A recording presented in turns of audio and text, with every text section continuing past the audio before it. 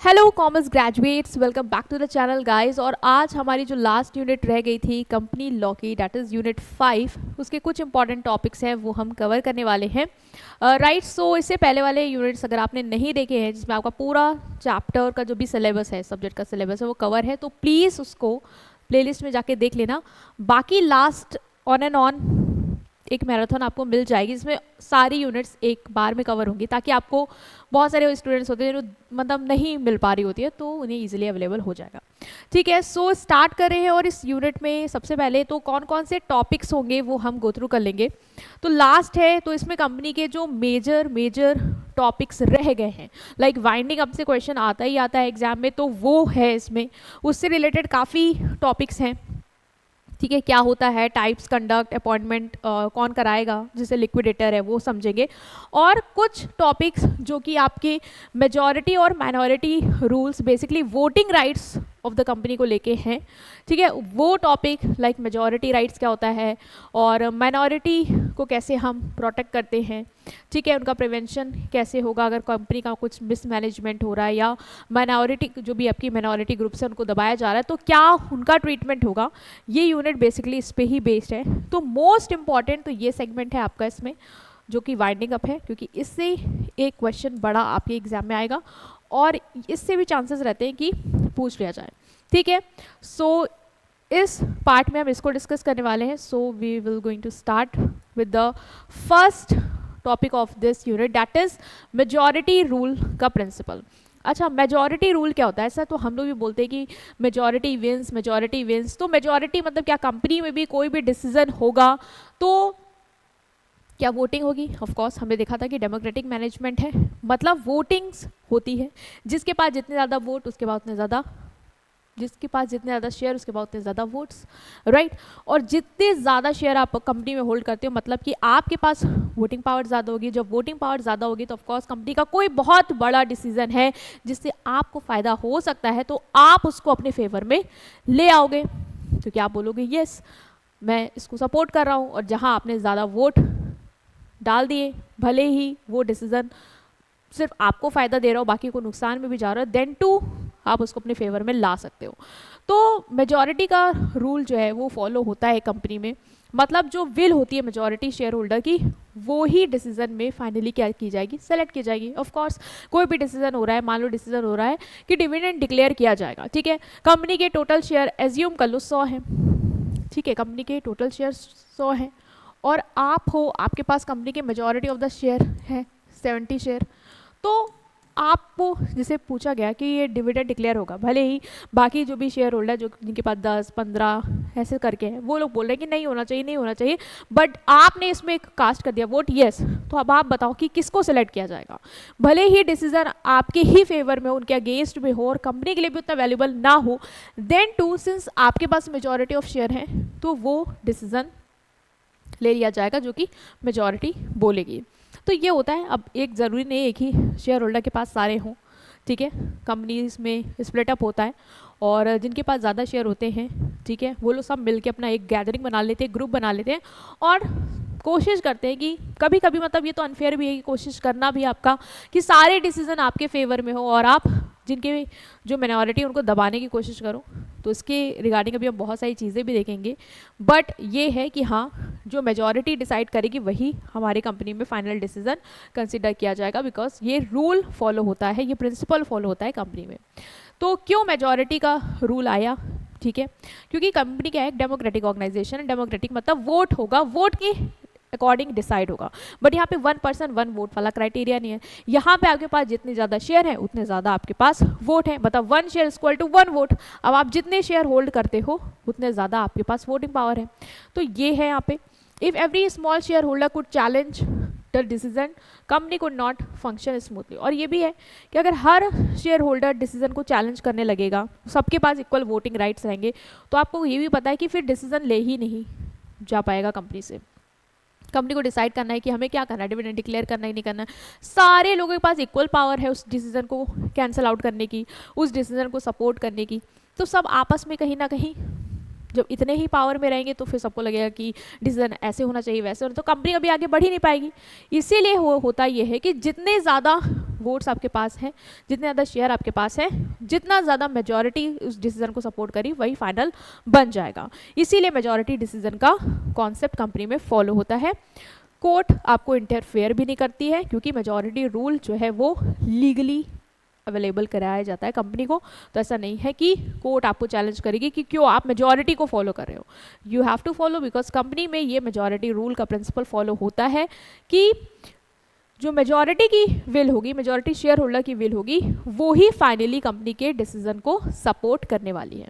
Like आप हैं, आपके फ्रेंड्स हैं, मान लो एग्जाम्पल लेते हैं, और क्लास में जैसे होता नहीं है कि अच्छे बच्चे हैं उनकी मेजॉरिटी ज़्यादा है, तो वो कोई भी डिसीजन लेना हो, लाइक टीचर ने बोला कि कॉपीज दिखाई जाए, तो ऑफ कोर्स जितने बच्चे मेजॉरिटी में हैं, जो अच्छे बच्चे हैं अगर क्लास में, तो वो बोलेंगे हाँ मैम दिखाई जाए। तो माइनॉरिटी वाले भले ही बोलेंगे मैम मत दिखाओ हमारी क्लास में कॉपी, वरना हमारे पेरेंट्स हमें धो डालेंगे, देन टू हम उनका ही सुनेंगे क्योंकि वो मेजॉरिटी पे, राइट। तो ये तो चलो ये टिपिकल एग्जाम्पल लिया मैंने क्लास का, बट कंपनी में ये होता है बेटा कि शेयर जिसके पास जितने ज़्यादा होते हैं उसके पास उतने वोट्स होते हैं, और जितने ज़्यादा तुम्हारे पास वोटिंग पावर है तुम उतने ज़्यादा डिसीजन को डोमिनेट कर सकते हो। तो बड़े बड़े शेयर होल्डर जिनके पास कंपनी के ज़्यादा शेयर होते हैं वो कंपनी के डिसीजन को अपने फेवर में लाते हैं।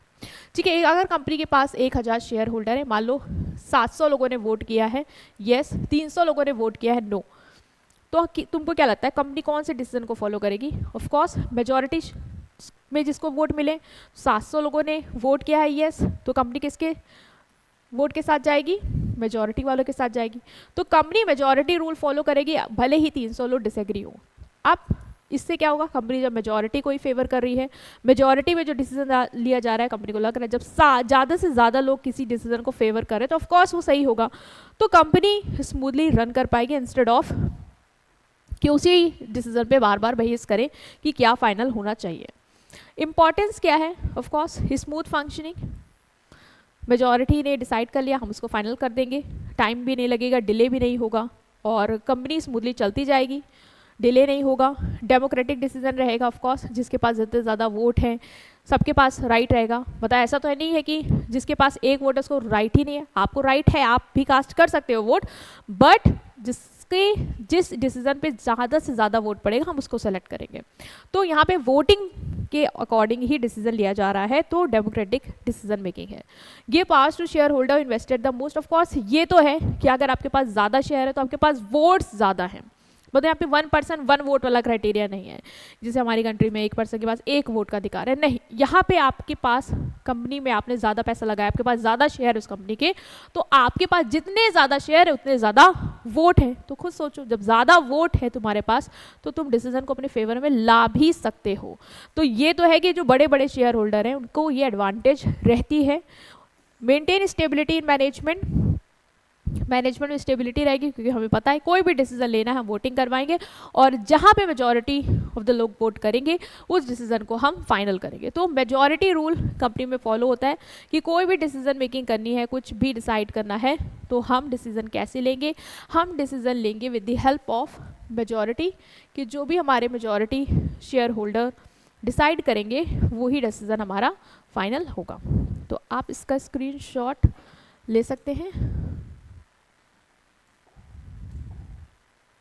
ओके मैम, मेजॉरिटी का तो क्लियर है कि अगर हमारे यहाँ मान लीजिए 100 शेयर भी हैं और कोई पर्सन है, ठीक है, जो मान लो एक है जो 60 शेयर होल्ड करता है, एक है जो 20 शेयर होल्ड करता है, एक है जो 10 शेयर होल्ड करता है, और एक है जो 5, और मान लो एक और 5 ऐसे शेयर होल्ड करते हैं, तो कोई भी डिसीजन होगा, मान लो 60 वाला कहता है कि डिसीजन जो है वो यस है, मेरे तरफ से ये डिक्लेयर होना चाहिए डिविडेंड, मान लो डिविडेंड डिक्लेयर करने का डिसीजन लेना है, और 60 शेयर जो होल्ड करता है उसने 60 वोट्स डाल दिए इस डिसीजन पे कि यस होना चाहिए। बाकी आपका जो 20 है, 10 है, 4 है, 4 ये मिलके भी भले 40 कह भी दे, 40 शेयर वाले 40 वोट्स डाल भी दे इस डिसीजन में कि यस कि नहीं, नो नहीं होना चाहिए, डिविडेंड डिक्लेयर नहीं होना चाहिए, फिर भी आपको क्या लगता है कौन जीतेगा? ऑफ कोर्स वो जिसके पास 60 शेयर्स है, मतलब 60 वोट्स जिसने फेवर में डाल दिए, क्योंकि हम मेजॉरिटी फॉलो कर रहे हैं, तो मेजॉरिटी के अकॉर्डिंग तो 60 वोट्स आए हैं in comparative to 40 votes, so in comparison to 40 votes हम 60 वोट्स को प्रायोरिटी देंगे, और 60 वोट्स को प्रायोरिटी देंगे मतलब कि डिविडेंड डिक्लेयर कर दिया जाएगा। Okay, so the thing is कि हर बार अगर हम मेजॉरिटी रूल ही फॉलो करेंगे तो ऐसा तो मैम बहुत बार होगा कि जो बड़े बड़े शेयर होल्डर हैं वो हमेशा डिसीजन को कहीं ना कहीं अपने फेवर में लेना चाहेंगे, जहाँ पे उन्हें लगेगा डिसीजन से उनको नुकसान है और हो सकता है माइनॉरिटी को फायदा हो रहा है, तो वो डिसीजन को मना कर सकते हैं। फेयर होने की वजह अनफेयर हो सकते हैं, ऐसा होगा कि नहीं होगा? ऑफ कोर्स ऐसा बहुत बार देखा जाता है कि कंपनी में अपनी पावर को मिस यूज करते हुए आपको मेजॉरिटी ऑफ शेयर होल्डर दिख जाते हैं। तो माइनॉरिटी के राइट्स का क्या होगा? ठीक है, जिनके पास कम वोट्स हैं, जिनके पास कम शेयर्स हैं, जिनके पास कम voting power according to the share holding, उनका क्या होगा? क्या उनको कहीं से प्रोटेक्शन मिलेगा कि नहीं मिलेगा? क्योंकि आखिरकार डिसीजन में तो वो भी शामिल है, वोट्स तो वो भी दे रहे हैं, कंपनी में तो उनका भी पैसा लगा है, बट उनको कैसे हम प्रोटेक्ट करेंगे?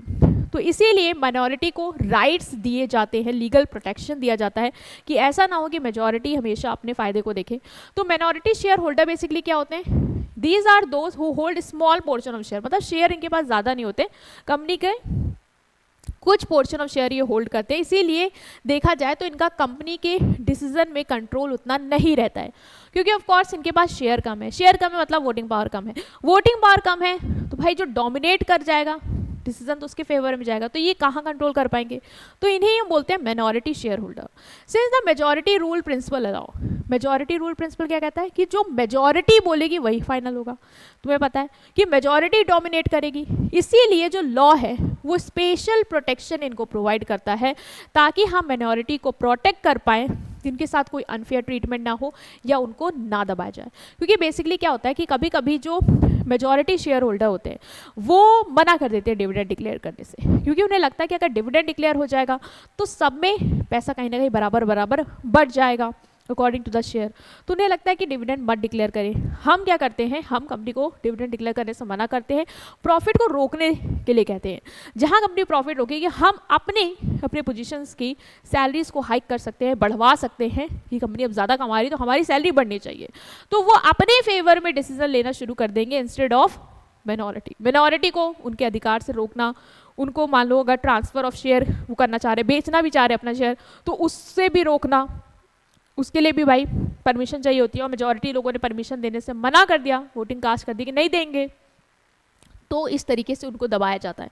इसीलिए लॉ क्या करती है, माइनॉरिटी को प्रोटेक्ट करती है, स्पेशली प्रोटेक्शन देती है ताकि इनके साथ गलत ना हो, इनको दबाया ना जाए। तो why do minority share holder needs protection? Minority share holder को क्यों प्रोटेक्शन चाहिए? ऑफ कोर्स मैम इतना तो हमें समझ में आ गया, इनके पास शेयर्स कम होते हैं और मेजॉरिटी रूल्स के अकॉर्डिंग मेजॉरिटी ही डोमिनेट करेगी, मतलब उसका ही फाइनल से होगा डिसीजन मेकिंग में। इसीलिए माइनॉरिटी को ना दबाया जाए, उनके साथ अनफेयर ट्रीटमेंट ना हो, क्योंकि उनके पास शेयर्स कम है, वोटिंग पावर कम है, तो वो डिसीजन को कंट्रोल नहीं करते, इसलिए उन्हें प्रोटेक्शन की नीड है। तो हमें क्यों उनको प्रोटेक्शन देना है? क्योंकि मेजॉरिटी शेयर होल्डर क्या कर सकते हैं, वो अपनी पावर को मिसयूज़ कर सकते हैं। जैसे कि आपको मैं एग्जांपल दूं कि मेजॉरिटी शेयर होल्डर को लगता है कि डिविडेंड नहीं डिक्लेयर होना चाहिए, नहीं डिक्लेयर होगा, कंपनी का प्रॉफिट कंपनी में रहेगा, तो हम अपनी सैलरी को हाइक करवाएंगे कंपनी में ये प्रस्ताव डाल के, और मीटिंग में सिंस हमारी मेजॉरिटी है तो हम यस वोट करके डिसीजन अपने फेवर में ले लेंगे। तो यहाँ पे वो क्या करें, अपनी पावर को मिसयूज़ कर रहे हैं। इसीलिए हमें चाहिए कि हम माइनॉरिटी को क्या करें, प्रोटेक्ट करें। Pass decision that harm minority, majority share holder ये भी कर सकते हैं कि वो ऐसा डिसीजन पास कर दे जिससे माइनॉरिटी को नुकसान हो, लाइक शेयर ट्रांसफ़र करने में मान लो रोक लगा दी। वो चाह रहे हैं कि भाई हम कंपनी से हटना ही चाह रहे हैं, हमें जब यहाँ पे कुछ कंट्रोल नहीं है, हमारे साथ अनफेयर ट्रीटमेंट हो रहा है, मान लो वो सोच रहे हैं कि हम छोड़ देते हैं कंपनी, अपना शेयर किसी को बेच देंगे, उसके लिए भी सिंस परमिशन चाहिए और मेजॉरिटी वाले वोटिंग में कह रहे हैं नहीं देंगे परमिशन, तो फिर वहाँ पे उनके साथ ऐसे डिसीजन लिए जा रहे हैं जिससे उनको नुकसान हो रहा है। ठीक है, take action only for personal benefit. मान लो मेजॉरिटी शेयर होल्डर हमेशा ऐसे ही डिसीजंस को सपोर्ट करे जिससे उनका पर्सनल बेनिफिट हो रहा है। ठीक है, मान लो कंपनी के अकाउंट्स को गलत तरीके से दिखा रहे हैं, उससे कंपनी का जो पैसा है वो अपने लिए पर्सनल एसेट्स खरीदने के लिए, कार्स खरीदने के लिए यूज़ कर रहे हैं, और कंपनी में दिखा रहे हैं कि वो पैसा कहीं कंपनी के पर्पस से जा रहा है जो कि गलत कर रहे हैं, तो उससे प्रोटेक्ट करने के लिए भी हमें मिनॉरिटी को सपोर्ट करना है। फ्रॉड कमिट कर रहे हैं, मतलब मेजॉरिटी शेयर होल्डर हो सकता है कि धोखा कर रहे हो, कंपनी का ये जो रिटर्न्स है टाइम पे फाइल कर रहे हो, अकाउंट्स को ऐसे दिखा रहे हो, मतलब फॉल्स अकाउंटिंग ट्रीटमेंट कर रहे हैं, प्रॉफिट लॉस में नुकसान दिखा रहे हो जबकि ऐसा नहीं है, और प्रॉफिट अपनी जेब में भरे, तो मतलब बहुत सारी चीज़ें वो ऐसे ही कर सकते हैं जिससे माइनॉरिटी को नुकसान हो रहा होगा, माइनॉरिटी के इंटरेस्ट को इग्नोर कर रहे होंगे, और उस केस में कंपनी लॉ कहती है कि हम जो है वो माइनॉरिटी को प्रोटेक्ट करेंगे from these majority share holder, ताकि वो अपनी पावर का मिसयूज करके माइनॉरिटी शेयर होल्डर को ऑप्रेस्ड ना करें। ठीक है, इसीलिए company act minority share holder को लीगल रेमेडीज देती है, ठीक है, जिससे वो अपने आप को प्रोटेक्ट कर पाए। अब कैसे करेंगे, क्योंकि ये तो केस है कि अगर कोई मेजॉरिटी पावर में है, ठीक है, उसके पास वोट ज़्यादा है, वो डिसीजन फेवर में ले सकती है, और हर बार वो ऐसा ही चाह रही है कि उसका फ़ायदा हो, भले ही सामने वाले जो मिनॉरिटी शेयर होल्डर उनका नुकसान हो जाए। तो उस केस में हम क्या करेंगे, मिनॉरिटी को कैसे प्रोटेक्ट करेंगे, कर क्या सकते हैं, तो उसके लिए क्या क्या रेमेडीज़ हैं, क्या क्या लीगल प्रोटेक्शन दिए गए हैं, ये बहुत इंपॉर्टेंट है, ये ज़रूर देखना, क्योंकि क्वेश्चन में आ सकता है कि मिनॉरिटी शेयर होल्डर को मेजॉरिटी शेयर होल्डर कैसे दबाते हैं और कैसे हम उन्हें प्रोटेक्शन देंगे। तो पहली लीगल रेमेडी जो इनके पास अवेलेबल है वो ये है कि right to apply to tribunal NCLT for operation and mismanagement. अगर मिनॉरिटी शेयर होल्डर को लगता है कि उन्हें दबाया जा रहा है या कंपनी को डायरेक्टर जो है वो सही से नहीं चला रहे हैं, मेजॉरिटी शेयर होल्डर सही से नहीं चला रहे हैं, अपने फेवर में डिसीजन ले रहे हैं, तो उस केस में वो नेशनल कंपनी लॉ ट्रिब्यूनल के पास जा सकती है। ठीक है, एक तरीके से कोर्ट है इनका, वहाँ जा सकती है कंपनी लॉ ट्रिब्यूनल के पास और प्रोटेक्शन के लिए अप्रोच कर सकती है कि हमें प्रोटेक्ट किया जाए।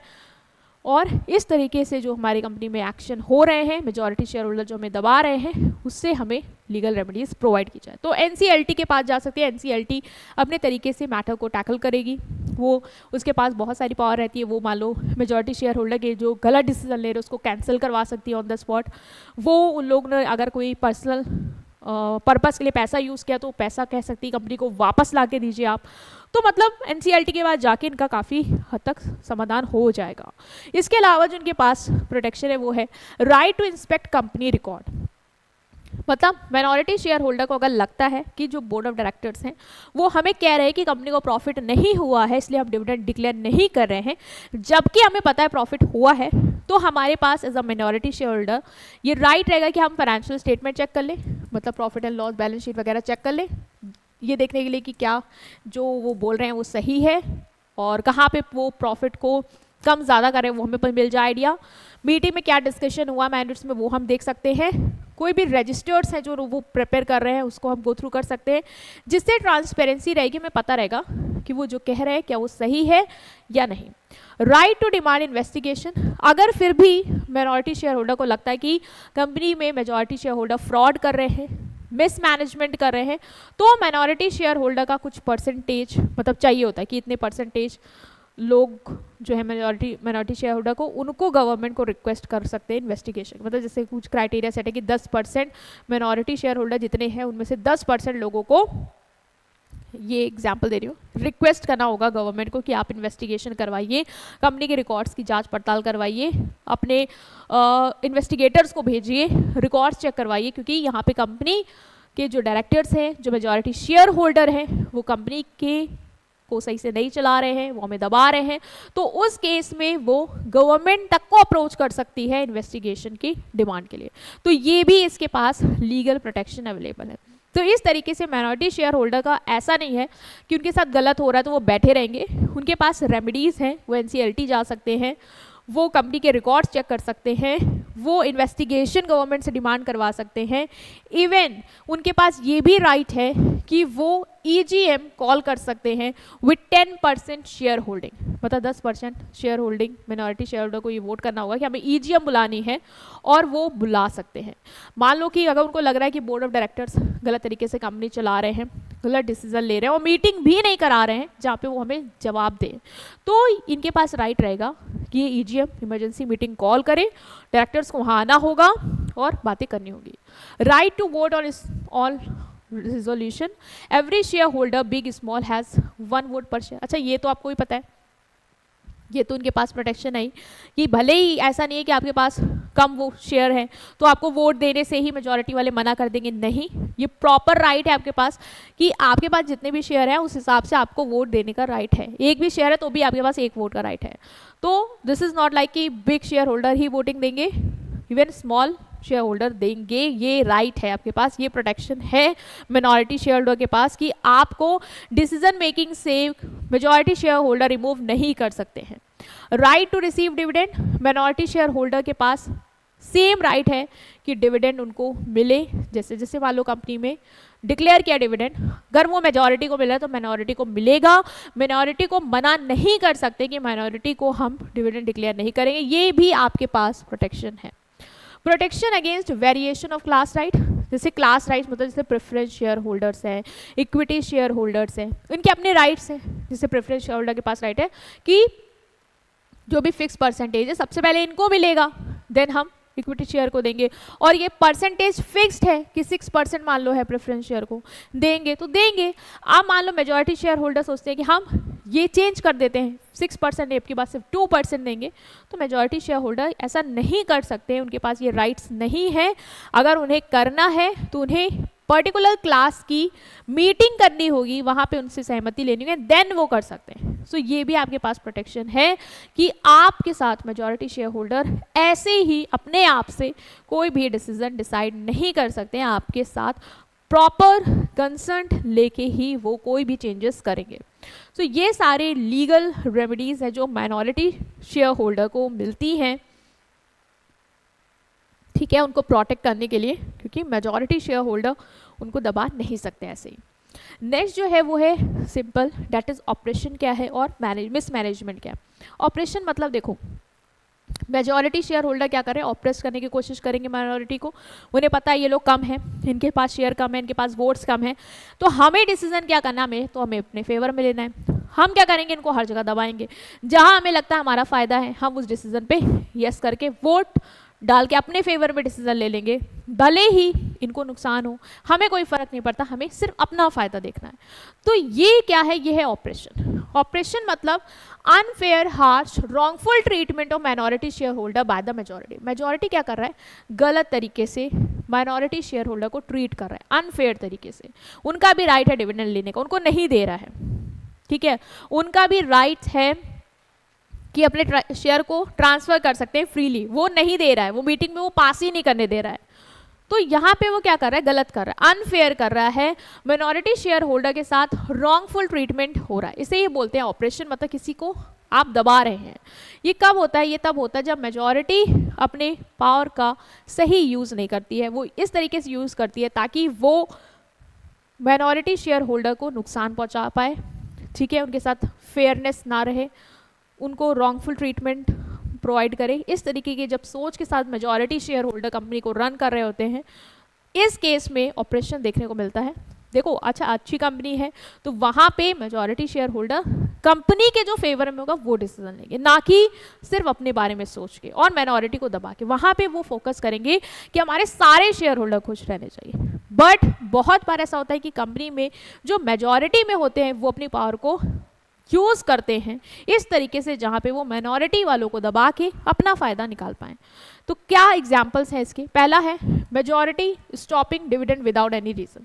जैसे कंपनी के पास प्रॉफिट है फिर भी मेजॉरिटी शेयर होल्डर मीटिंग में हर बार ये कहते हैं कि हम डिविडेंड डिक्लेयर नहीं करेंगे, हम डिविडेंड डिक्लेयर नहीं करना चाह रहे हैं, और इस पर वोट में वो जैसे वोटिंग हुई मीटिंग में डिविडेंड डिक्लेयर होना नहीं होना, मेजॉरिटी वालों ने कहते नहीं होना है तो नहीं हो रहा है। तो यहाँ पे क्या है, माइनॉरिटी शेयर होल्डर जिनके पास वो चाह रहे भाई हो फिर भी वो कुछ नहीं कर सकते क्योंकि वोटिंग राइट्स उनके पास कम है, तो उस केस में यहाँ पे ये क्या कर रहे हैं, उनको दबा रहे हैं, ठीक।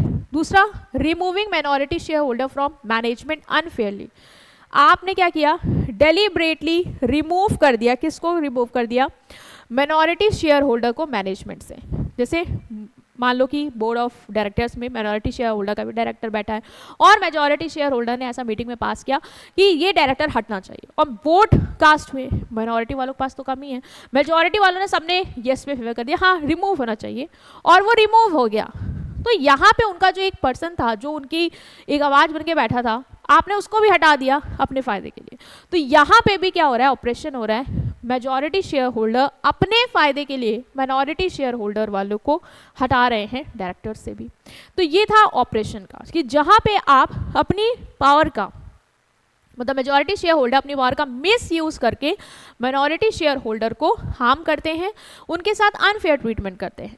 नेक्स्ट जो है आपका वो है मिसमैनेजमेंट। मिसमैनेजमेंट बेसिकली कंपनी से रिलेटेड है, ना कि माइनॉरिटी शेयर होल्डर। मतलब जब majority share holder, board of director company का मिसमैनेजमेंट करते हैं, कंपनी को सही तरीके से नहीं चलाते हैं, ठीक है, केयरलेस तरीके से धोखाधड़ी करके कंपनी कि मैनेजमेंट में इन्वॉल्व ना होके, कोई डिसीजन कंपनी के लिए बहुत इंपॉर्टेंट है उसमें एकदम इग्नोरेंस के साथ ना कुछ भी करना है कर लो, कॉन्ट्रैक्ट अपने रिलेटिव्स को दे दिया, जबकि कॉन्ट्रैक्ट बहुत महंगा पड़ रहा था, लो क्वालिटी का था, और उससे सस्ते में अच्छी क्वालिटी से आपको किसी थर्ड पार्टी से मिला था। Then to as a director, as a majority share holder, आपने अपने आप को प्रेफरेंस देके कंपनी का नुकसान कराया। तो इसका मतलब आप क्या कर रहे हो, आप मिसमैनेजमेंट कर रहे हो। क्या कर रहे हो, मिसमैनेजमेंट आप कर रहे हैं। एग्जाम्पल क्या है, जैसे director using company money for personal use, company का मनी आप यूज कर रहे हैं अपने पर्सनल यूज के लिए, ठीक है, कंपनी का नुकसान करा रहे हो नहीं करा रहे हो, अपने पर्सनल यूज के लिए पर्सनल कार खरीदनी है डायरेक्टर को, इसलिए उसने क्या किया, कंपनी का पैसा यूज किया, कंपनी को लॉस में दिखा दिया। तो यहाँ पे आप कंपनी का मिसमैनेजमेंट कर रहे हैं, ठीक है। Not maintaining proper books of account, company की प्रॉपर रिकॉर्डिंग नहीं कर रहे हैं आप, बुक्स ऑफ अकाउंट नहीं प्रिपेयर कर रहे हैं, फाइनेंशियल रिपोर्ट्स नहीं तैयार कर रहे हैं, इवन जो सालाना आपको रिटर्न फाइल करना है वो भी नहीं कर रहे हैं। मतलब आप एज अ डायरेक्टर कंपनी को सही से मैनेज नहीं कर रहे हैं, आप कंपनी के साथ अनफेयर ट्रीटमेंट कर रहे हैं, कंपनी के अफेयर्स को इग्नोर कर रहे हैं, केयरलेस होकर डिसीजन मेकिंग कर रहे हैं जिससे कंपनी को नुकसान हो रहा है। इसका मतलब आप क्या कर रहे हैं, मिस मैनेजमेंट कर रहे हैं, प्रॉपर मैनेजमेंट नहीं। मैनेजमेंट मीन्स क्या, planning, proper organising, staffing, directing, सब करना। और जब आप इन्हीं सारी चीज़ों को गलत तरीके से कर रहे हो, डिसऑनेस्ट तरीके से, कंपनी के साथ फ्रॉड करने के पर्पज से, तो इसका मतलब आप कंपनी के साथ मिस मैनेजमेंट की सिचुएशन में हो। तो ऑपरेशन वर्सेस मिस मैनेजमेंट क्या बेटा, operation basically minority share holder को हार्म करना है, उनको दबाना, लेकिन मिस मैनेजमेंट बेसिकली कंपनी के साथ आप नुकसान करें। कंपनी में सब आ जाएंगे, मेजॉरिटी मिनॉरिटी, कंपनी ही एक टाइम के बाद खत्म होने वाली, इस तरीके का आप मिस मैनेजमेंट कर रहे हैं। Unfair use of majority power, operation में क्या होता है, जो आपकी मेजॉरिटी की पावर है आप उसका अनफेयर यूज करते हैं, और मिस मैनेजमेंट में बेसिकली आप कंपनी को केयरलेस तरीके से, डिसऑनेस्ट तरीके से चला रहे हैं। तो इसका मतलब मिस मैनेजमेंट करें, कंपनी को फेयर तरीके से नहीं रन कर रहे हैं। टारगेटेड अगेंस्ट पीपल, जो ऑपरेशन है वो लोगों के अगेंस्ट होता है, मतलब आप माइनॉरिटी शेयर होल्डर को दबा रहे हैं, वो आप कर रहे हैं। और यहाँ पे आप कंपनी के अगेंस्ट काम कर रहे हैं। कंपनी के अगेंस्ट काम करना मतलब तुम इन्वेस्टर्स का भी नुकसान करा रहे हो, शेयर होल्डर्स का भी नुकसान करा रहे हो, तुम जितने लोगों ने तुम्हें पैसा दिया है, क्रेडिटर्स हैं, जो तुम्हारी कस्टमर, तुम सबका नुकसान करा रहे हो, इस तरीके से कंपनी को रन कर रहे हो, तो दैट इज मिस मैनेजमेंट। यहाँ पे पर्टिकुलर शेयर होल्डर पे फोकस है, वो भी कौन से, माइनॉरिटी। और यहाँ पे बेसिकली कंपनी को हार्म करने के पर्पज से चीज़ें आप कर रहे हैं। Okay, yes. So next is prevention of operation and management. हम जो ऑपरेशन हो रहा है, ऑपरेशन बेसिकली मैम जो share holder, minority share holder को हम दबा रहे हैं, उनके साथ गलत ट्रीटमेंट कर रहे हैं मेजॉरिटी शेयर होल्डर, इवन जो मिस मैनेजमेंट कर रहे हैं, मतलब गलत डिसीजन ले रहे हैं जिससे कंपनी को नुकसान हो रहा है, उसके लिए क्या कोई रेमेडीज़ हैं? क्योंकि अगर ऐसा हो रहा है तो कंपनी का नुकसान है, कंपनी बंद हो जाएगी, उससे जुड़े हुए लोगों को भी बहुत झटका मिलेगा। बट हाँ, जो ये कर रहे हैं उनका तो फ़ायदा हो रहा है। तो क्या इसके अगेंस्ट कोई रेमेडीज़ हैं कि जो हमें इससे प्रिवेंट कर सकती है? सो यस, चीज़ें हैं। वो क्या है? When a minority share holder or the company is suffering because of operation and mismanagement, the law provide remedies through NCLT। इस केस में आपको NCLT, that is national company law tribunal के through कुछ रेमेडीज प्रोवाइड की जाती हैं। क्योंकि खुद सोच रहा, कंपनी को नुकसान हो रहा है, जो लोग माइनॉरिटी शेयर होल्डर हैं, जिनके पास कम शेयर्स हैं, जो चाह के भी कुछ नहीं कर सकते क्योंकि उनका कंट्रोल ही नहीं है decision making because of the share value जो उनके पास कम है, उस केस में हमें उन्हें रेमेडीज देनी ही देनी है। उसके लिए हम क्या करते हैं, national company law tribunal that is NCLT क्या करती है, उनको उस चीज़ के लिए रेमेडी प्रोवाइड करती है। क्या करेगी, कैसे अप्लाई कर सकते हैं एनसीएलटी में, कौन जाएगा, कौन बताएगा कि कंपनी के साथ गलत हो रहा है या माइनॉरिटी शेयर होल्डर के साथ गलत हो रहा है। तो उसके लिए सबसे पहले प्रोसेस ये है कि कौन अप्लाई करेगा एनसीएलटी में। तो माइनॉरिटी शेयर होल्डर अप्लाई कर सकते हैं, कंपनी तो बिल्डिंग तो जाएगी नहीं। माइनॉरिटी शेयर होल्डर को अगर लगता है कंपनी के साथ नुकसान हो रहा है, उनके साथ ऑपरेशन हो रहा है, तो उस केस में माइनॉरिटी शेयर होल्डर वाले जा सकते हैं। कैसे, कब अप्लाई करेंगे, 100 मेंबर, मतलब जितने भी माइनॉरिटी शेयर होल्डर है उसमें कम से कम अगर 100 जो लोग हैं उनको भी लग रहा है कि हाँ नुकसान है। ऐसा नहीं होगा कि यार एनसीएलटी सबको एंटरटेन करेगी, एक भी जा रहा है और उसको भी कह देगी कि हाँ आप आओ, ठीक है आप आओ और हम आपको सुनेंगे और हाँ आपके कहने पे कंपनी बंद करवाएंगे। नहीं, कम से कम जैसे मान लो अगर 1000 माइनॉरिटी शेयर होल्डर है तो उसमें कम से कम 100 मेंबर्स को जाना होगा और अपनी बात रखनी होगी, तब एनसीएलटी को लगेगा कि हाँ 100 लोग कह रहे तो कुछ ना कुछ है। या फिर मेंबर होल्डिंग 1/10 और टोटल वोटिंग पावर, जितनी भी वोटिंग पावर है उसमें से अगर 1/10 चला जाए, 1000 वोटिंग पावर है उसमें से 1/10 लोग माइनॉरिटी शेयर होल्डर वाले कह रहे कि हमें मतलब रेमेडीज चाहिए because of operation and mismanagement, तो भी एनसीएलटी सुनेगी। इसके अलावा member holding 5 lakh share capital paid up, इसके अलावा अगर माइनॉरिटी शेयर होल्डर जिनके पास भले ही मतलब मेंबर्स कम हो 20 हो 10 हो, देन टू जिनके पास 5 लाख कंपनी की पेड अप शेयर कैपिटल अगर वो होल्ड करते हैं 10 माइनॉरिटी शेयर होल्डर भी, वो भी जाके अपनी बात रख सकते हैं। मतलब 3 में से कोई भी कंडीशन अगर सेटिस्फाई हो गई तो माइनॉरिटी शेयर होल्डर अप्लाई कर सकते हैं। ठीक है, तो ये लोग जाके क्या करेंगे, अप्लाई करेंगे एनसीएलटी को, बोलेंगे कि हमें क्या चाहिए, रेमेडीज चाहिए, आपसे प्रोटेक्शन चाहिए। ठीक है, ये आपको क्लियर हुआ, 1 मिनट, ठीक है। तो ये हो गया आप कौन अप्लाई कर सकता है। इसके बाद है what can share holder complain about. अब कंप्लेन किस चीज़ के लिए करेंगे, ऑफ कोर्स उनके को पता है ना कि उनके साथ मिसयूज कर रही है मेजॉरिटी पावर, इसके लिए ये कंप्लेन करना है, ठीक है, उन्हें दबाया जा रहा है इसके लिए करना है, कंपनी को मिसमैनेजमेंट हो रहा है इसलिए करना है।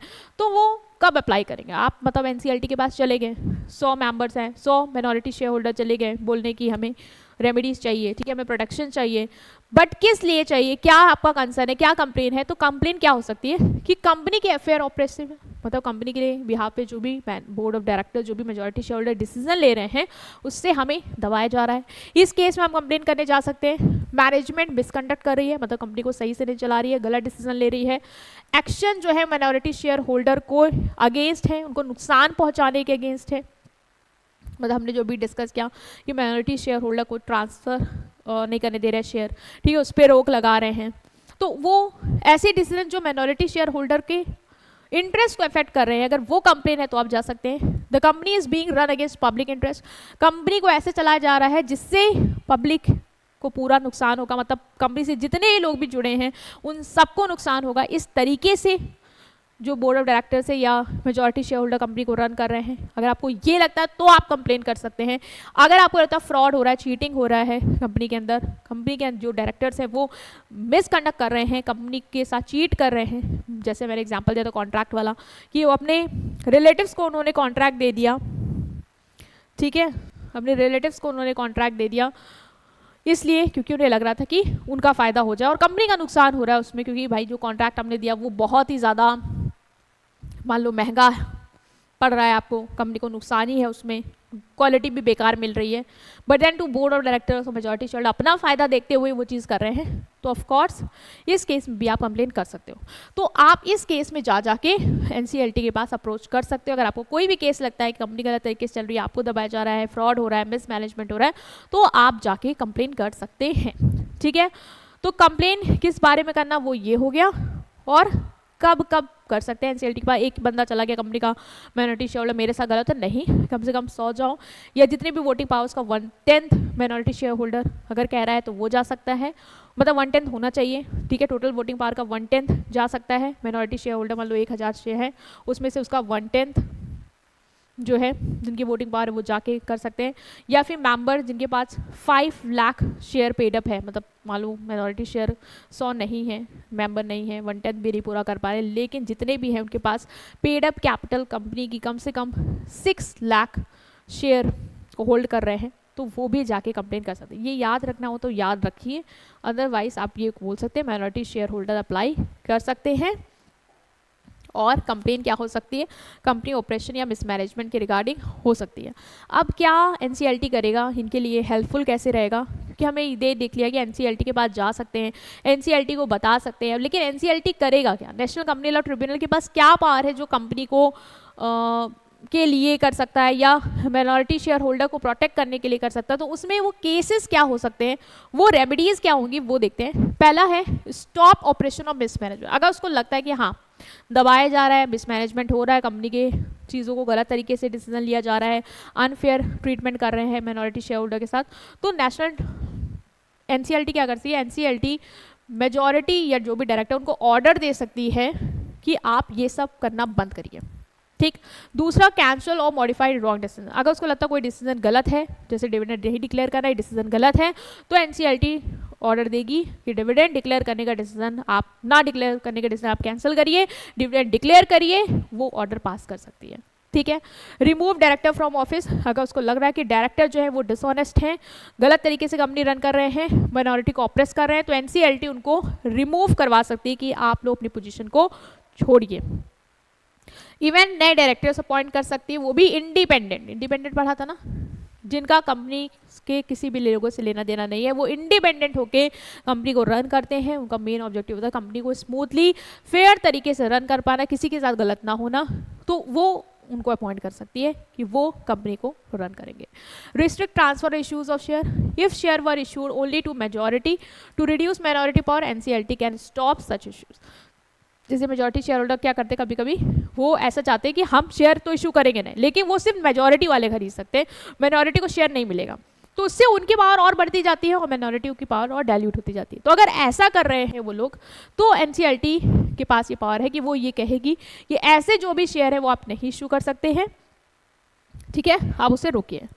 Order recovery of misuse fund. अगर डायरेक्टर ने कंपनी का फंड अपने फायदे के लिए मिसयूज किया है, तो एनसीएलटी ऑर्डर दे सकती है कि वो पैसा आप वापस लाइए। Regulate the conduct of company affairs. Tribunal जो है वो डायरेक्टर्स को डायरेक्शन दे सकती है कि कंपनी को कैसे चलाना है। ठीक है, कंपनी के एफर्ट्स को कैसे मैनेज करना है, कैसे डिसीजन लेना है, डिविडेंड कब डिक्लेयर करना है, कैसे डिक्लेयर करना है, माइनॉरिटी के साथ कैसे आपको ट्रीटमेंट करना है, वो प्रॉपर चीज़ें बता सकती है कि कंपनी में डिसीजन ऐसे होंगे ताकि कंपनी फेयर तरीके से वो लोग रन करे। तो एनसीएलटी के पास जाना बेकार नहीं होगा। एनसीएलटी आपके सारी प्रॉब्लम का सोल्यूशन आपको दे सकती है, ऑर्डर देने का पूरा राइट रहेगा और कंपनी उसको फॉलो करेगी। ठीक है, बोर्ड ऑफ डायरेक्टर्स पे बाइंडिंग होंगे उनके सारे ऑर्डर्स। इवन कंपनी, जैसे क्या होता है, बोर्ड ऑफ डायरेक्टर्स होते कंपनी को वाइंड अप कर दो, ठीक है, और वाइंड अप करने से कंपनी की वाइंड अप होने से बहुत लोगों को नुकसान है, शेयर होल्डर को, इन्वेस्टर्स को है, तो उस केस में एनसीएलटी इस तरीके के वाइंड अप को मना करा सकती है, रोक सकती है और नए डायरेक्टर्स को इशू अपॉइंट करके, इंडिपेंडेंट डायरेक्टर्स को लाके फिर से कंपनी के मैनेजमेंट को सही से करवा सकती है। ठीक है, रिस्टोर कर सकती है गुड मैनेजमेंट, तो ये भी उसके पास राइट रहता है। तो एनसीएलटी तुम्हें सबसे ज़्यादा इसमें यही समझना है कि मेजॉरिटी शेयर होल्डर के पास क्या क्या है, मिसयूज़ करते पावर, माइनॉरिटी शेयर होल्डर को दबाते हैं, ऑपरेशन क्या है, मिसमैनेजमेंट क्या है। इसके अलावा सबसे इंपॉर्टेंट है कि रेमेडीज़ क्या क्या अवेलेबल है उनके पास। ठीक है, कैसे हम उनको प्रोटेक्ट कर सकते हैं, ये इंपॉर्टेंट है। एनसीएलटी के थ्रू कौन कौन सी रेमेडीज़ मिल रही हैं उनको, वो इंपॉर्टेंट है। तो ये वाले टॉपिक में आपको ये चीज़ें देखनी है, क्योंकि इससे क्वेश्चन बन सकता है कि माइनॉरिटी शेयर होल्डर के को कौन कौन सी दिक्कतें हैं और कैसे उनको हम प्रोटेक्ट कर सकते हैं, एनसीएलटी के थ्रू ने कौन सी रेमेडीज़ प्रोवाइड की गई हैं। ठीक है, इसके बाद जो लास्ट टॉपिक आपका है वो है वाइंडिंग अप को लेके, कि कंपनी का हमने पूरा समझा स्टार्टिंग से लेके, कंपनी चलती है कैसे बनती है, इनकॉर्पोरेशन एंड ऑल, अब आ रही है बंद होने पे, मतलब कंपनी वाइंड अप हो रही है, खत्म हो रही है, ठीक है, क्लोज डाउन हो रही है। तो winding is the process of closing company permanently its assets are sold, मतलब कंपनी को परमानेंटली क्या कर रहे हैं हम, क्लोज कर रहे हैं, वाइंड अप कर रहे हैं। तो एसेट्स का क्या यूज़ होगा भाई, जो भी लैंड बिल्डिंग है उसकी प्रॉपर्टी है, अब तो बंद हो रही है ना मशीन वगैरह, तो उसको हम बेचेंगे। ठीक है, जो पैसा आएगा उससे जो भी हमारे कर्जे हैं, ठीक है, जो हमें पे करने हैं वो हम पे करेंगे, और जो भी मनी बचता है अगर पे करने के बाद भी, उसको हम शेयर होल्डर उसमें बांट के खत्म करेंगे। ठीक है, तो वाइंडिंग अप के बाद क्या होता है, कंपनी का बिजनेस बंद हो जाएगा। ऑफकोर्स कंपनी बंद हो गई है, सब बिक गया है, सबको पेमेंट हो गई है, तो अब बिजनेस खत्म। कंपनी का नेम रजिस्टर से हट जाएगा क्योंकि कंपनी है ही नहीं, कंपनी लीगली खत्म हो जाएगी, बंद हो जाएगी, अब वो उस नाम से कोई भी कंपनी एग्जिस्ट करती हुई नहीं नजर आएगी आपको। तो ये है कि वाइंडिंग अप क्या होता है कि कंपनी को क्लोज डाउन करते हैं परमानेंटली। तो इसमें भी 3 तरीके हो सकते हैं, या तो कंपलसरी वाइंडिंग अप होगी, जैसे एनसीएलटी ने बोला, एनसीएलटी देख रही है मैनेजमेंट बहुत गंदा जा रहा है कंपनी का, कंपनी के जो डायरेक्टर्स वो अपना फ़ायदा कर रहे हैं, ठीक है, उसके लिए वो कंपनी को नुकसान दे रहे हैं, पब्लिक के इंटरेस्ट में नुकसान है, जिन लोगों का पैसा लगा उनके साथ फ्रॉड हो रहा है, माइनॉरिटी शेयर होल्डर के साथ गलत हो, तो उस केस में एनसीएलटी ऑर्डर कर देती है कि कंपनी को बंद करो, वाइंड अप करो। तो उस केस में आपको फोर्सफुली वाइंड अप करवाया जाएगा, ठीक है। When does tribunal order winding up? Ma'am कब ऑर्डर देगी कि वाइंड अप कर दो? ट्रिब्यूनल कब बोल देगी?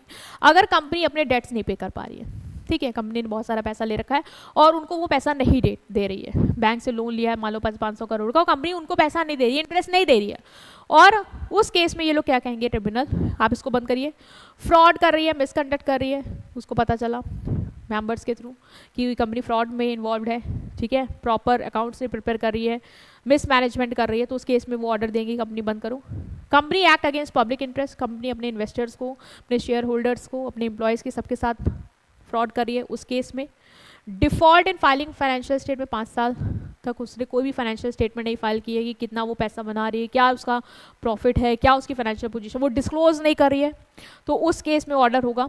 If tribunal things closing the company is just and fair, और कंपनी को अगर ट्रिब्यूनल को लगता है कि कंपनी का बंद हो जाना ही अच्छा है, ठीक है, क्योंकि अगर कंपनी चलती रहेगी तो चीज़ें और ख़राब ही होती जाएंगी, कोई भी फायदा नहीं है इस चीज़ का, तो उस केस में भी ट्रिब्यूनल आपको कंपलसरी ऑर्डर देगी कि आप क्या करें, कंपनी को वाइंड अप करें, मतलब अपनी इच्छा से नहीं वाइंड अप कर रहे हो, आपको ऑर्डर आया है वाइंड अप होने का। नेक्स्ट होता है एक तरीका वॉलंटरी वाइंडिंग अप, मतलब यहाँ पे आपको किसी ने नहीं कहा कि वाइंड अप करो, ठीक है, कोई ऑर्डर नहीं आया आपको ट्रिब्यूनल से, आपने खुद ही एज अ मेंबर सबने मिलकर डिसाइड किया कि हमें अब कंपनी को बंद करना है, वाइंड अप करना है, क्लोज करना है। क्या रीज़न हो सकता है? कोई पर्पस था हमारा कंपनी को स्टार्ट करने का, वो पूरा हो गया, पर्पस पूरा हो गया, तो अब कंपनी बंद करनी है, ठीक है। Company does not want to continue business, हम मेंबर्स को नहीं लगता उन्हें बिजनेस कंटिन्यू करना है। कोई भी डिस्प्यूट्स, नो डिस्प्यूट्स और डेट, कोई डिस्प्यूट नहीं है, डेट नहीं है, ठीक है, उन्हें लग रहा है ठीक है अब जब सब कुछ सेटल हो चुका है, सब स्मूथ जा रहा है, कोई किसी को पैसा भी नहीं देना, तो अब हमारा पर्पस भी पूरा हो गया, तो हम वाइंड अप करते हैं। Share holder wants to liquidate asset, share holder को लगता है कि जो भी एसेट्स है उसको बेच के पैसा हमें अब रिकवर करना है, and we want to end up the business. So उस केस में हम कंपनी को वॉलंटरली क्या कर सकते हैं, वाइंड अप कर सकते हैं। तो ये भी एक आपका तरीका होगा, कंपल्सरी नहीं है, वॉलंटरी मीन्स आप अपनी इच्छा से यहाँ पे कंपनी क्लोज डाउन कर रहे हैं। Third is winding up by tribunal, modern law section 271 and 272। ये क्या है इसमें कंपनी एक्ट 2013 कहता है कि वाइंडिंग अप इस केस में ट्रिब्यूनल के थ्रू होगी, बट किस किस केस में होगी, मतलब कंपलसरी वाइंडिंग अप ट्रिब्यूनल का लगा तो उसने बोल दिया आपको, वॉलंटरी आपको लगा आपने बंद करा। इसके अलावा ट्रिब्यूनल जो है वो भी वाइंड अप करवा सकती है, लेकिन वो अपनी अकॉर्डिंग नहीं, उसको किसी ने कहा उनकी एप्लीकेशन पे वो वाइंड अप करवा रही है कंपनी को। तो कौन कौन एप्लीकेशन देके आ सकता है, शेयर होल्डर, जैसे शेयर होल्डर गए और ट्रिब्यूनल के पास और उन्होंने ट्रिब्यूनल को बोला कि कंपनी हमारा डिविडेंड टाइम पे नहीं दे रही है, हमारे साथ धोखा हो रहा है और माइनॉरिटी शेयर होल्डर हमें दबाया जा रहा है, धमकाना, और ट्रिब्यूनल को लगा, उसने वेरीफाई करवाया, उसको लगा हाँ ये सही चीज़ें हैं, सही बात आई है, और उसने कहा कि आप कंपनी को वाइंड अप करवाइए, तो वो ऑर्डर दे सकती है। इसके अलावा अगर एप्लीकेशन क्रेडिटर्स ने दिए, मान लो कोई बैंक है, कंपनी ने बैंक से 500 करोड़ का लोन दिया था, वो उसका पेमेंट नहीं कर रहा है, और बैंक ट्रिब्यूनल के पास जाके एप्लीकेशन फाइल करती है और ट्रिब्यूनल वेरीफाई करवाता है, चेक करवाता है, उसको भी पता चलता है कि हाँ ऐसा केस है, तो उस केस में ट्रिब्यूनल ऑर्डर कर सकता है wind up on application by central government, या सेंट्रल गवर्नमेंट को लगा कि कंपनी का मिसमैनेजमेंट हो रहा है, ठीक है, कंपनी अपनी एप्लीकेशन रिटर्न्स फाइल नहीं कर रही है, कंपनी अपने रिकॉर्ड्स को मेंटेन नहीं कर रही है, और उस केस में सेंट्रल गवर्नमेंट अगर ट्रिब्यूनल को जाके एप्लीकेशन देता है कि कंपनी को वाइंड अप करवाना चाहिए, तो after verification tribunal order pass करवा सकता है और कंपनी को वाइंड अप करवा सकता है। तो ये एक मॉडर्न लॉ के हिसाब का तरीका है, जहाँ पे on the application of them share holder creditor central government, tribunal जो है वो ऑर्डर देगा वाइंडिंग अप का टू द कंपनी, ठीक है। तो ये सारे तरीके हैं कंपनी को बंद करने के। ओके सो अब आता है कंपनी वाइंड अप क्या होगी, क्या स्टेप बाय स्टेप प्रोसेस है, तो yes step by step process होता है, उसके अकॉर्डिंग आपकी कंपनी वाइंड अप होती है। तो when a company is ordered or decide to wind up, a systematic legal process begin to close the company properly. ऐसे ही नहीं आपने कल को सोचा कि कंपनी बंद करनी है, ताला लगा दिया और कंपनी बंद हो गई, नहीं, एक लीगल प्रोसेस है, एक सिस्टमैटिक स्टेप है। अगर आप खुद से डिसाइड कर रहे हो वाइंड अप करने का या ट्रिब्यूनल ने आपको ऑर्डर दिया है वाइंड अप करने का, तो उस केस में आपको सिस्टमैटिक तरीके से कंपनी को वाइंड अप करना है। पहला है अपॉइंटमेंट ऑफ लिक्विडेटर, एक लिक्विडेटर को अपॉइंट करना होगा। ये सबसे इंपॉर्टेंट स्टेप है वाइंडिंग अप में, वो है लिक्विडेटर को अपॉइंट करना। लिक्विडेटर कौन होता है? लिक्विडेटर वो पर्सन होता है जो चार्ज लेता है कंपनी का during the wind up process. मतलब इसके आने के बाद क्या होता है, जो बीओडी है वो साइड हो जाते हैं, ठीक है, उनका खत्म, उनका जो भी चल रहा था काम उनका खत्म। अब जो लिक्विडेटर आया है ना, अब वो कंपनी का पूरा चार्ज लेगा, सारे कंपनी के एसेट, सारे बैंक रिकॉर्ड, सारे फाइनेंशियल स्टेटमेंट सब उसके कब्जे में होंगे और वो कंपनी को क्या करेगा, बंद करवाने के प्रोसेस में इन्वॉल्व होगा। अब बीओडी को क्या होना है, साइड होना है। तो अगर कंपलसरी वाइंडिंग अप है तो लिक्विडेटर कौन अपॉइंट करेगा, तो ट्रिब्यूनल ही लिक्विडेटर आपके लिए अपॉइंट करके देगा और वो कहेगा कि मिस्टर एक्स जो है वो आपके लिक्विडेटर है, आप इनको सारे डॉक्यूमेंट, एसेट्स वगैरह जो भी है इनको हैंड ओवर करिए और ये कंपनी वाइंड अप करवाएंगे।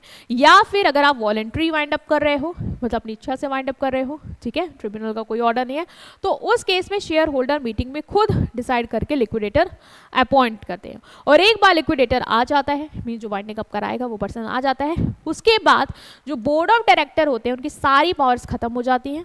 मीन्स अब वो कुछ भी इंटरफेयर नहीं कर सकते कंपनी के डिसीजन में, कितने में एसेट जाएगा, बिकेगा, किसको पेमेंट कैसे क्या होगा, वो सब लिक्विडेटर डिसाइड करेगा, ठीक है। इनका रोल यहाँ से ओवर हो जाता है, लिक्विडेटर फुल कंट्रोल ले लेता है। इसीलिए बहुत इंपॉर्टेंट स्टेप है कि आप लिक्विडेटर अपॉइंट करिए जो कंपनी को वाइंड अप करवाएगा, जो फुल चार्ज लेगा, फुल कंट्रोल लेगा आपकी कंपनी का। एक बार लिक्विडेटर आ गया, उसके बाद वो क्या करेगा, उसको अपॉइंट कर दिया, उसके बाद लिक्विडेटर अपॉइंट होने के बाद वो पूरा कंट्रोल ले लेगा आपके एसेट्स पे और आपके रिकॉर्ड पे। द लिक्विडेटर सारे कंपनी के एसेट का पोजीशन ले लेगा, मतलब अब वही बंदा है जो लैंड, बिल्डिंग, मशीन को बेचेगा, सारा पोजीशन उसके हाथ में, मतलब जो भी खरीदने वाले आएंगे वो उससे डीलिंग करेंगे, ठीक है। Collect books, document, cash record, जो भी कंपनी के डॉक्यूमेंट्स वगैरह सब उसके पास आ जाएंगे, जितने भी बैंक अकाउंट है सब उसके कंट्रोल में हो जाएंगे। सारे एसेट और लाइबिलिटी को लिस्ट बना लेता है कि कंपनी की कौन कौन से एसेट्स हैं भाई जिसको वो बेचेगा और कौन कौन सी लाइबिलिटी है जिसको पे ऑफ करना है पैसा आने के बाद, ठीक है। Company can not act without liquidator now, तो अब लिक्विडेटर ही सब करने वाला है। Verification of claim of credit, एक बार लिक्विडेटर आता है वो सब कुछ लिस्ट वगैरह बना लेता है लाइबिलिटी की, अब वो पता चला उसको कि भाई पेमेंट भी करनी है, ठीक है, हमारे कुछ क्रेडिटर्स हैं जिनकी पेमेंट जानी है, तो वो सारे क्रेडिटर से कहता है कि अपना अपना क्लेम सबमिट करो, बताओ तुम्हारा कितना पैसा है जो कंपनी को देना है, ठीक है, वो सारी चीज़ें अब हमें बताइए। सब लोग जब क्रेडिटर्स उसको अपना क्लेम देते हैं तो वो चेक कर लेता है कि कंपनी को किसको कितना पैसा देना है, ठीक है, क्लेम जेन्युइन है कि नहीं। भाई ऐसा ना हो कि कोई भी बंदा आया, कंपनी को उसको कोई पैसा देना भी नहीं था, फिर भी वो कह रहा मेरा पैसा कंपनी को देना है 20 लाख रुपए, फायदा देख रहा है वो कि भाई लिक्विडेटर है क्या जाने, हम तो उसको बोल देंगे। नहीं, लिक्विडेटर प्रॉपर वेरीफाई करता है, डॉक्यूमेंट्स वगैरह चेक करता है कि आपका कुछ बनता भी है या नहीं बनता, ठीक है, प्रूफ तो होगे ही, तो वो देख लेता है जेन्युइन है कि नहीं। Who must be paid first, फिर वो लिस्ट बनाता है भाई सबसे पहले किसको पे करे, जैसे कंपनी के एम्प्लॉयज़ हैं, ठीक है, उनका पैसा कंपनी को देना है तो सबसे पहले तो हम उन्हें देंगे, फिर सिक्योर्ड क्रेडिटर्स को देंगे जिनके पास हमने कुछ गिरवी रखा है, फिर अनसिक्योर्ड पे जाएंगे। तो एक सिस्टमैटिक लिस्ट बना लेगा कि हमें किस किस क्रेडिटर को पे करना है और किस सीक्वेंस में पे करना है, ठीक है। Next is realisation of asset, उसके बाद वो एसेट रियलाइज करेगा, मीन्स सेल कर देगा एसेट को, जो भी लैंड, बिल्डिंग, मशीन, व्हीकल्स, जो भी चीज़ें हैं उनको सेल आउट करके वो कैश में कन्वर्ट कर लेगा, क्योंकि अब जो कैश आएगा उससे ही वो क्रेडिटर्स की पेमेंट्स वगैरह करेगा, ठीक है। तो पहले ही एसेट्स को सेल आउट करना and then payment of debt in order of priority, फिर प्रायोरिटी के हिसाब से जिसको पहले करना उसके हिसाब से जो भी पैसा आया आप उसको पेमेंट करना शुरू करोगे, ठीक है, अपना डेट्स जो है वो क्लियर करोगे। जैसे वर्कमैन्स जो काम कर रहे हैं उनके ड्यू है उनको क्लियर कर दिया, फिर सिक्योर्ड क्रेडिटर्स को दिया, फिर अनसिक्योर्ड को, फिर प्रेफरेंशियल क्रेडिटर को, फिर बाकी लाइबिलिटी को पूरा किया, ठीक है। उसके बाद अगर आपका पैसा बच जाता है, ठीक है, लिक्विडेटर को लगता है कि यार पैसा बचा भी है, सारे ड्यूज क्लियर करने के बाद भी हमारे पास पैसा बचा है, देन वो शेयर होल्डर को उस पर डिस्ट्रीब्यूट कर सकता है, ठीक है।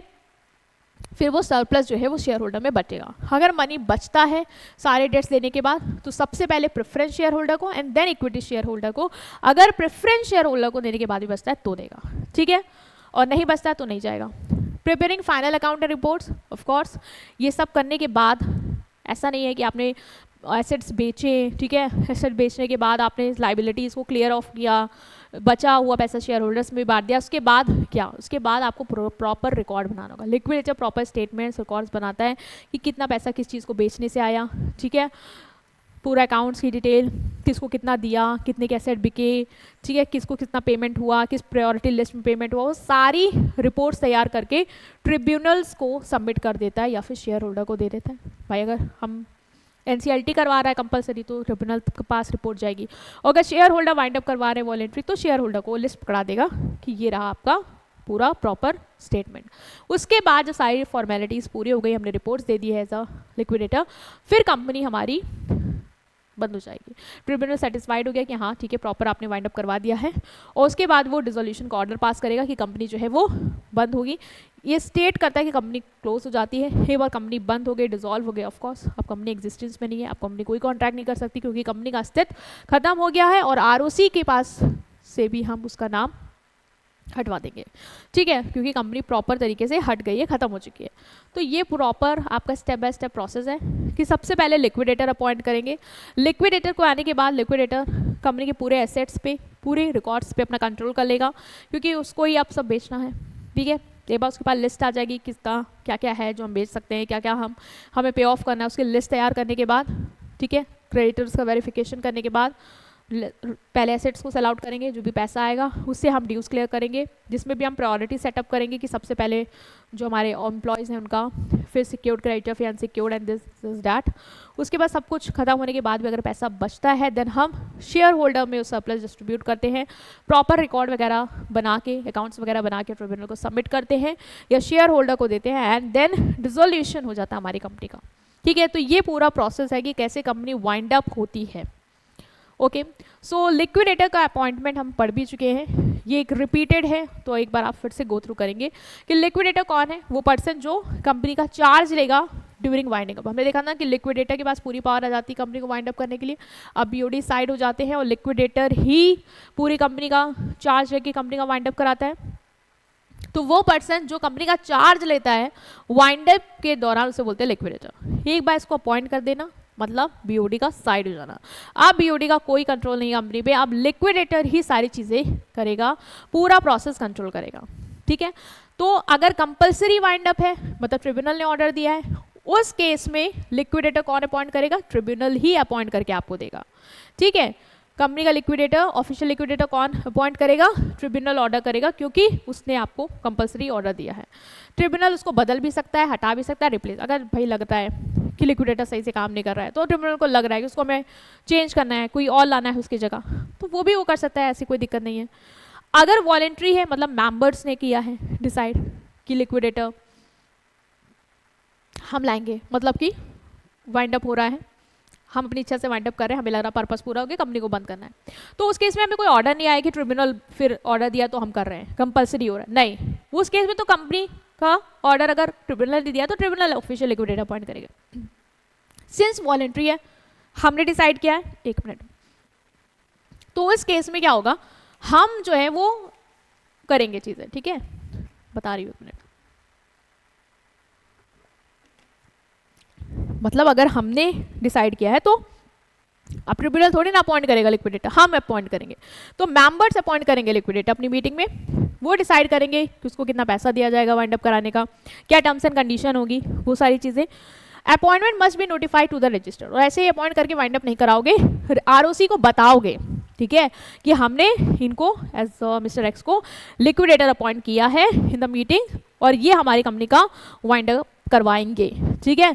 अगर मान लो मेंबर्स और क्रेडिटर डिसएग्री है, मीटिंग में क्रेडिटर्स बोले नहीं, बैंक जो है जिसने आपको 500 करोड़ का लोन दिया मान लो, वो कह रहा है कि नहीं मिस्टर एक्स वाइंड अप नहीं करवाएंगे, ठीक है, आप इनका नाम हटाइए, ये लिक्विडेटर नहीं बन सकते, क्योंकि उसको लग रहा है कि इसमें हमारा रिस्क है, हमारा पैसा नहीं हमें सही से मिल सकता, ये में भी चाल चल जाए। तो उस केस में फिर अगर डिस्प्यूट है मेंबर और क्रेडिटर्स के बीच में लिक्विडेटर को लेके, तो क्रेडिटर की जो भी चॉइस होगी उसको माना जाएगा, ठीक है, उस केस में हम क्रेडिटर जिसको कह रहा होगा उसको ही एज अ लिक्विडेटर अपॉइंट कर देंगे। अगर वाइंड अप आपको अंडर सेक्शन 271 272 है, मतलब ट्रिब्यूनल के पास किसी ने एप्लीकेशन भेजी है, चाहे वो शेयर होल्डर हो, सेंट्रल गवर्नमेंट हो, ठीक है, क्रेडिटर हो, उनने एप्लीकेशन भेजी, उस केस पे आपको ट्रिब्यूनल ने कहा कि वाइंड अप करना है, तो उस केस में कौन अपॉइंट करेगा लिक्विडेटर को? ट्रिब्यूनल ही अपॉइंट करेगा। सारी पार्टीज को सुनने के बाद ट्रिब्यूनल लिक्विडेटर अपॉइंट करेगा, ठीक है, जो ट्रिब्यूनल को ही रिपोर्ट वगैरह सबमिट करेगा। तो इस केस में भी ट्रिब्यूनल करेगा, सिर्फ वॉलंटरी वाइंड अप में मेंबर्स करते हैं, अदरवाइज ट्रिब्यूनल 2 केस में करता है, ठीक है। When does liquidator take charge? Liquidator charge कब लेता है? ऑफकोर्स जैसे वो अपॉइंट हो गया, डायरेक्टर की पावर चली जाती है, सारी प्रॉपर्टी डॉक्यूमेंट उसको दे दिए जाते हैं, सारा कंट्रोल लिक्विडेटर के पास आ जाता है और वो कंपनी को वाइंड अप के लिए रिस्पॉन्सिबल हो जाता है। तो जैसे ही अपॉइंट करेंगे वैसे ही वो पूरा चार्ज ले लेता है लिक्विडेटर आपका, ठीक है। इसके बाद है आपका कि क्या पावर है आपके लिक्विडेटर के पास। तो ऑफ कोर्स जो भी हमने अभी चीज़ें डिस्कस की है उतनी ही पावर है उसके पास, कि एक बार उसको अथॉरिटी मिल गई है कि कंपनी का वाइंड अप उसको कराना है, ठीक है, सारा चार्ज उसके हाथ में आ गया है, तो अब जब सारी पावर उसके पास है, सारे एसेट्स उसके कंट्रोल में, डेट उसको पे करना है, तो वो सारी चीज़ों को देखेगा। तो कौन कौन सी पावर है? सबसे पहला तो एक बार आप अपॉइंट हो गए तो सारे एसेट का कंट्रोल आपके पास आ जाएगा, इस चीज़ की पावर है आपके पास कि now you have the power to take control of all the asset, ठीक है, सारे एसेट का, कंपनी के जितना भी बैंक बैलेंस है, कंपनी के जो भी डॉक्यूमेंट्स हैं, बुक्स हैं, इन्वेस्टमेंट है, स्टॉक है, सारे एसेट, सारे डॉक्यूमेंट्स का कंट्रोल, उसकी कस्टडी का आपके पास क्या है? पावर है कि आपको वो मिले। तो ये आपके पास एक पावर है एज अ लिक्विडेटर कि आपको कंपनी का पूरा चार्ज मिलेगा। इसके अलावा आपके पास पावर है कि आप कंपनी के एसेट्स को सेल कर सकते हैं। ऑफकोर्स बीओडी साइड हो गए हैं, सेल हमें करना है, कंपनी के asset, investment, stocks, land, building, machinery, किसको कितने रेट पे देना है, कैसे बेचना है, वो हम डिसाइड करेंगे। तो I have the power of as a liquidator, power to collect and recover debts, anyone who owes monies to company must pay the liquidator. अब जैसे कंपनी के पास कुछ ऐसे डेटर्स हैं जिनको कंपनी को पैसा देना है, तो लिक्विडेटर अब देखेगा किस किस से कंपनी को पैसा वसूलना है और वो जाके लेगा उन सबसे पैसे, ठीक है, जो भी पेमेंट्स हैं, नोटिस देना, लीगल एक्शन लेना, अगर नहीं दे रहे हैं अमाउंट ड्यू तो उसके पास इतनी पावर है कि वो कंपनी के बिहाफ पे लीगल एक्शन ले सकता है उनके खिलाफ कि आप हमारा पेमेंट क्लियर करें। Power to carry on business temporary, अगर लिक्विडेटर को लगता है कि कुछ टाइम तक बिजनेस हमें चलाना चाहिए, मान लो महीने 2 महीने, ताकि हमारा जो स्टॉक है वो मतलब बिक जाए, थोड़ा पैसा उससे आ जाए, या उतनी देर में हमारे कुछ पेमेंट्स फंसी हुई वो आ जाएंगी, तो उसके पास इतनी पावर रहती है कि उस टाइम तक वो बिजनेस कैरी आउट कर सकता है।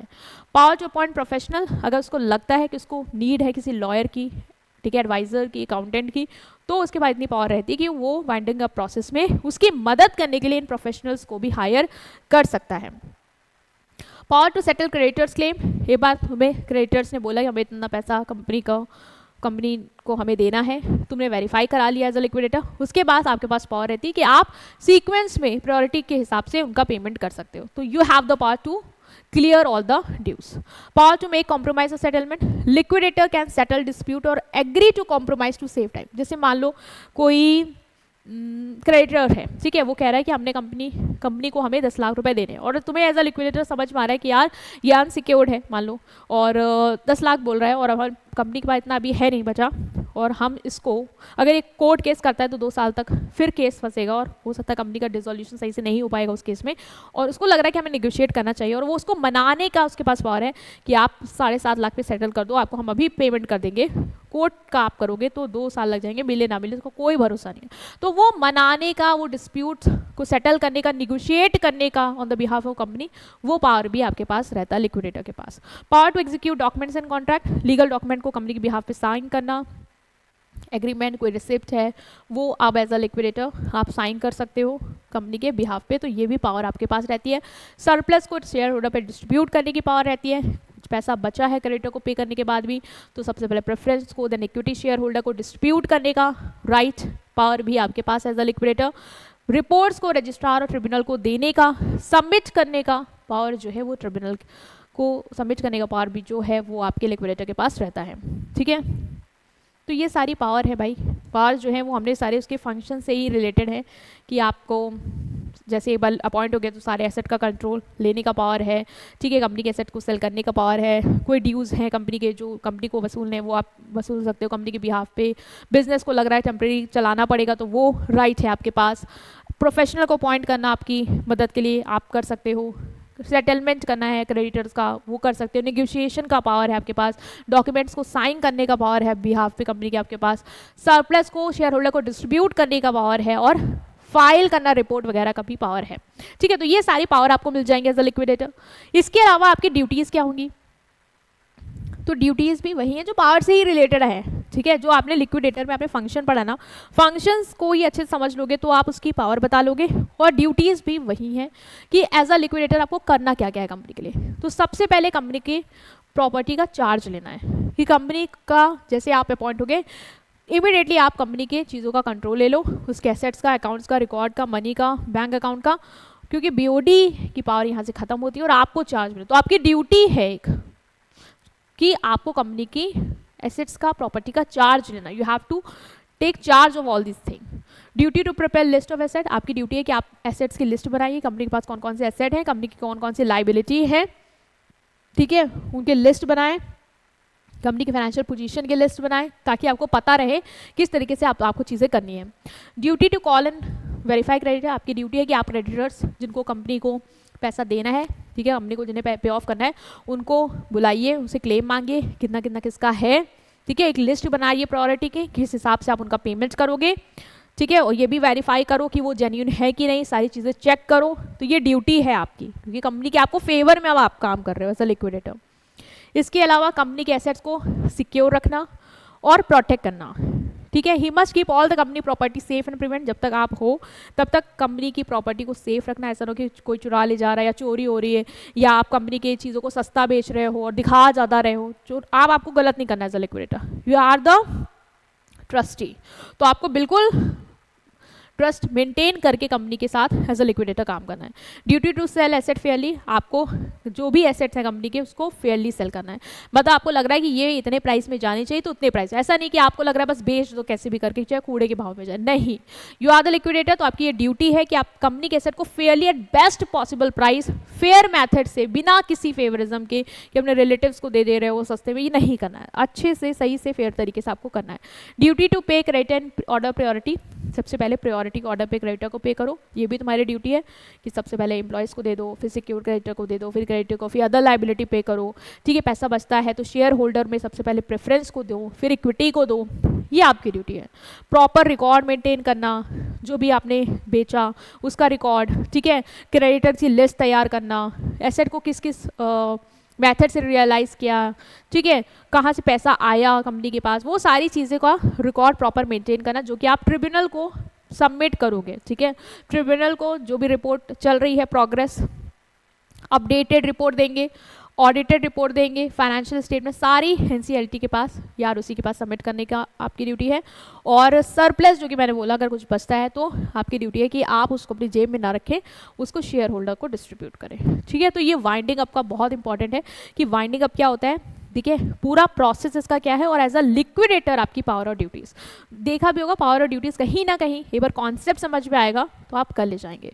उसमें माइनॉरिटी शेयर होल्डर, उनका ऑपरेशन, मैनेजमेंट और रेमेडीज, ये सारी चीज़ें इंपॉर्टेंट है और ये लास्ट यूनिट थी। सो आई होप आपको क्लैरिटी मिली होगी। स्टिल कोई भी डाउट रहेगा तो आप कमेंट सेक्शन में पूछ सकते हैं और चीज़ों को गो थ्रू करेंगे। प्लेलिस्ट में आपको पूरी मैराथन मिल जाएगी, उसको भी देख लेंगे, right. So see you next part, see you in next part with a new subject, right? Thank you.